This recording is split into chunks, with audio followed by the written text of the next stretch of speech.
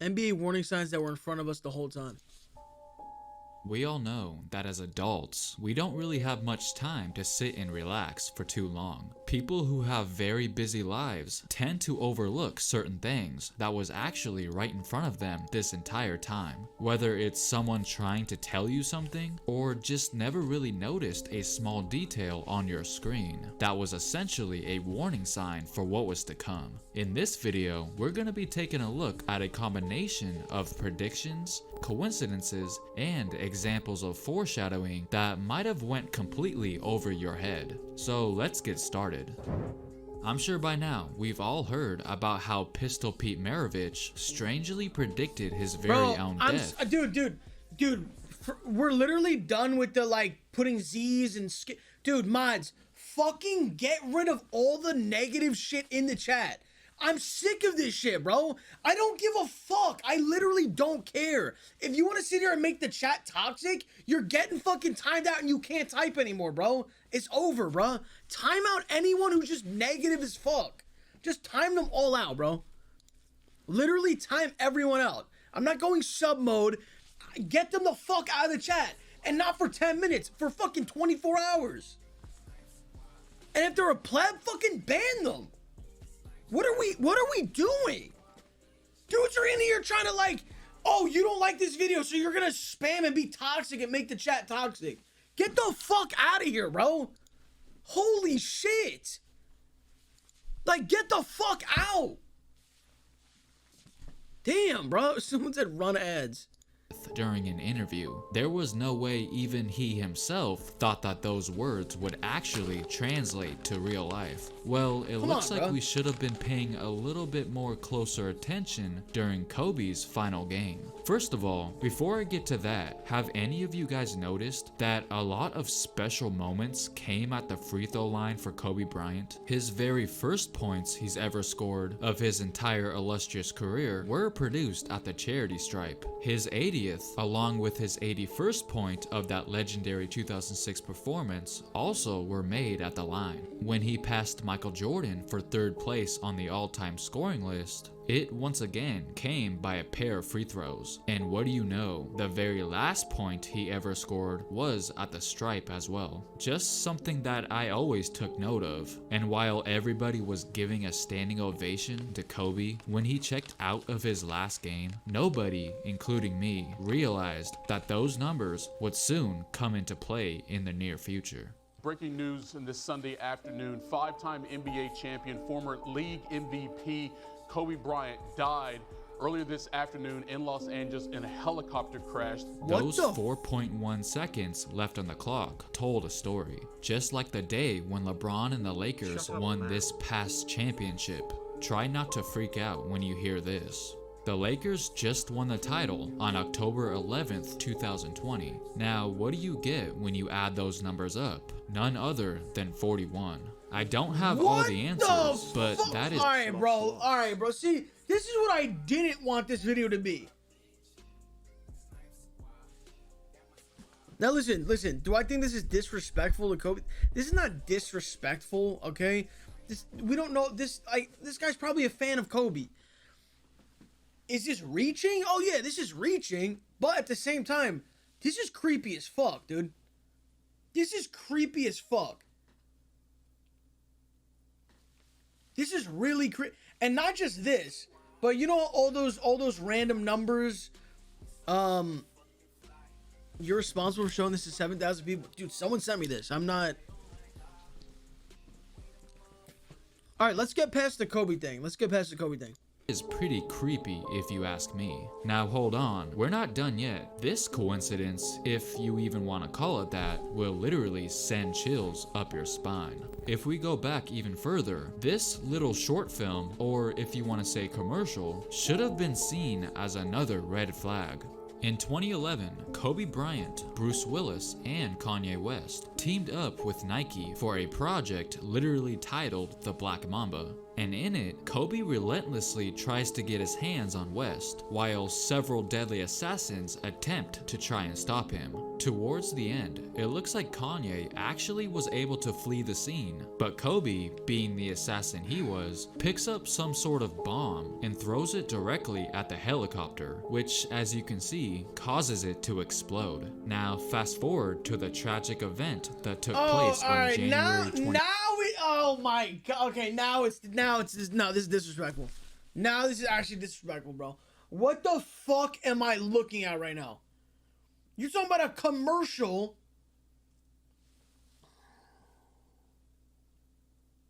Now, again, is this weird? Yes, this is weird as fuck. These weird little coincidences. But if you look hard enough, I'm sure you can make coincidences out of fucking anything, bro.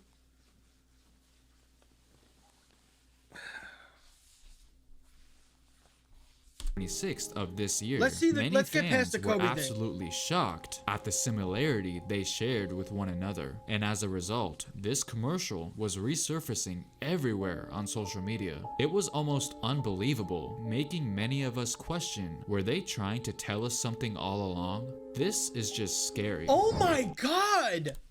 Were they trying to tell us something? What the fuck, bro?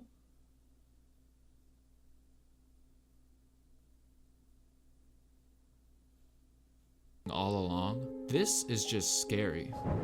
Here we have a Pizza Hut commercial about a year. But who is they? Who's they?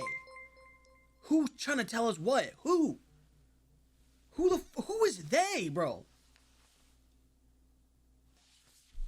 There's no way that's real? Can anyone verify if that's a real commercial? If that's a real commercial and there's a destroyed fiery helicopter, bro? Year ago, starring Maria Taylor, that must have had a feeling about the absence of fans before it became reality. Whoa. You can't have a football game without the fans.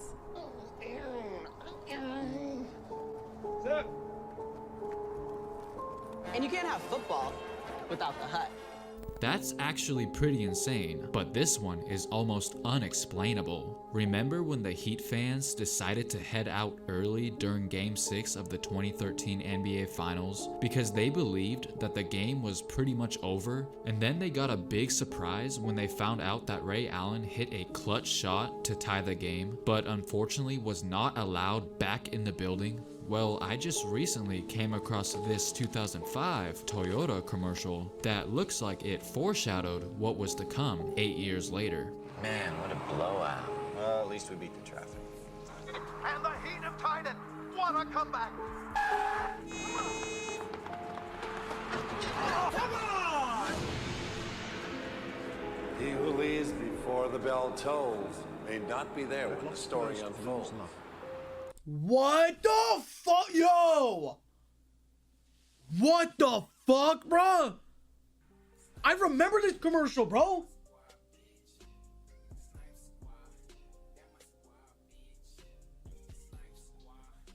You think that's a reach? Hey, he literally said the Heat tied it up. I remember that, and I also remember watching. Who in here watched Game 6 of that finals game of 2013? Dude, we all thought it was done. Like, it was over. Like, it was one of those things where it's like, it's the end of the game and they're like up 5 or 6 or something. I don't know what it was, but everyone thought this shit was over, bro. Including me. Everyone thought this shit was over, bro. Mike Tyson Rocky montage. Watch Mike Tyson Rocky montage.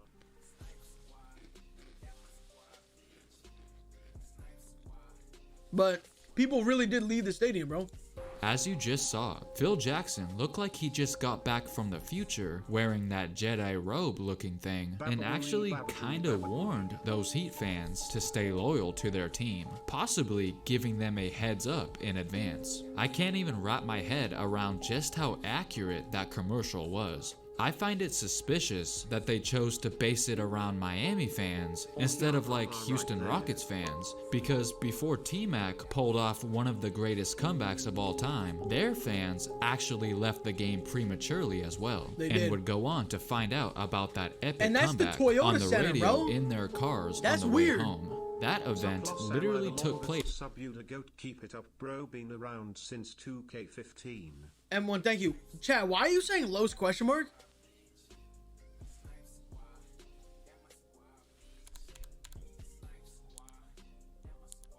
How accurate that commercial What are you saying? Los, did you watch the Seahawks was. Cardinals game? I find it suspicious that they chose to base it around Miami fans instead of like Houston Rockets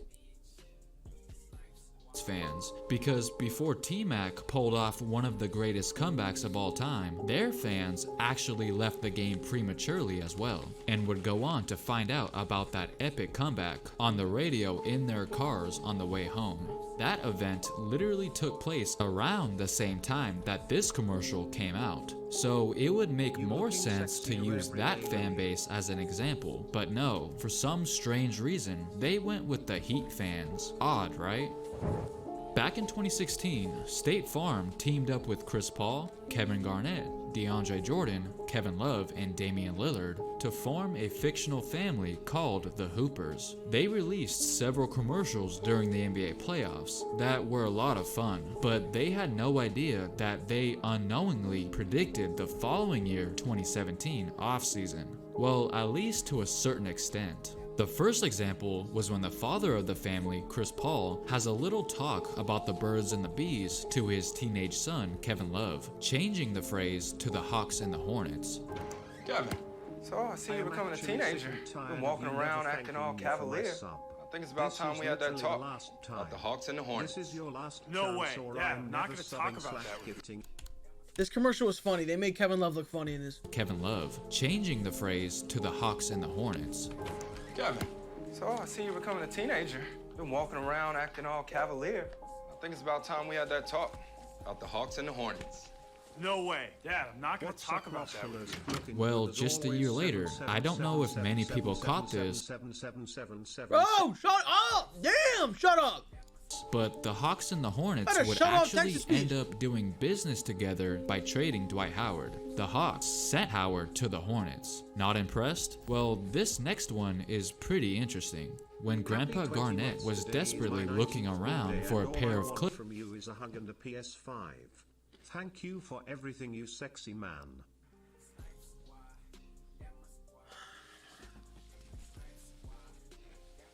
This one's looking like a reach right now. Pretty interesting. When Grandpa Garnett was desperately looking around for a pair of clippers so he could cut out coupons for some chicken nuggets, Kevin Love said this. You just saved a bunch of money with State Farm by combining your home and auto insurance. You know what? It is a good deal. But so is saving $2 off these Mile High nuggets. Oh, I love nuggets.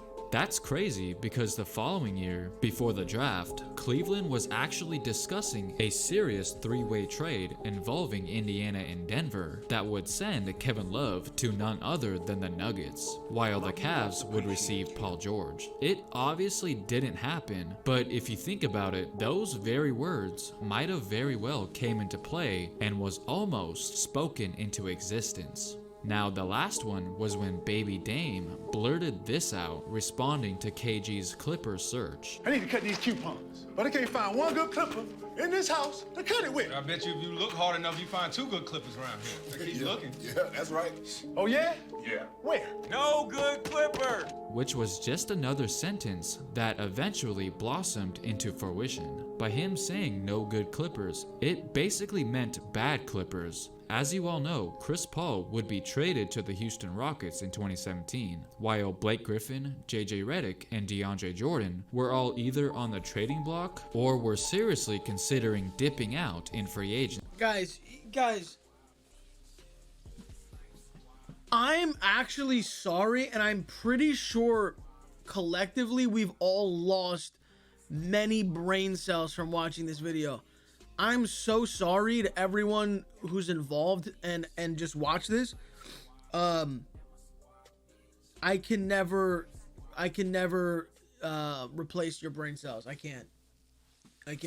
Unless we watch some smart shit right now. Maybe we can like raise our shit up. If anyone has some smart shit, send it to me. They were having some real problems within the organization, and it looks like, by the way, 25 minutes. You have 25 minutes to complete your song. 25 minutes to complete your song. If you want to win 250 cash. Baby Dame saw it coming. Now sure, these might seem pretty insignificant individually on their own, but collectively, with them all taking place in the same offseason, it's definitely worth talking about. We're gonna end things by taking a look at a prediction that everybody laughed at initially. When Stephen A. Smith said that his dream NBA Finals matchup would be between the Lakers and Heat, back when the season was still young, we didn't really think much of it because he did only say that due to the amazing weather that those cities have. But when J.R. Smith came out and said the same thing, we should have took it more seriously. All the way back in February, yes, even before the season was suspended, J.R. Smith already had a strong feeling about what the NBA Finals would. Matter of fact, you've never noticed me either. I've been watching for literally 5 years and not so much as a what's up. I usually don't care, but you just threatened a sub and that's the last straw. You just lost a 22-month sub, bud. So let me get this straight. I'm minding my own business streaming. I get threatened. I retaliate. And then I get this. And then this happens. I'll remember that. That's fine. J.R. Smith already had a strong feeling about what the NBA Finals would look like. Quote, "Bored on this flight, let's knock out some questions. Who you think will be in the NBA Finals? Lakers and Miami. Call me crazy, but..." And that's exactly what many fans did. Nobody really believed that would be the finals, because Miami's odds to get there at the beginning of the season did not look very promising. There was no way. JR was just crazy, right? Well, no. He obviously turned out to be correct, and the rest is history. So did JR know something that nobody else did? I only asked that question because he then proceeded to sign with the Lakers just a few months later after that post. What? So maybe he knew all along. You never really know. So there you have it, guys. Multiple warning signs that we were too blind to see. Comment down below if there's another example that I might have forgot to put in this video. Bro, please, is there like a sequel to this shit, bro? Please. Tell me there's another video like this, bro. Please, bro. Dude, this is so... Bro, these are such reaches, it's not even funny.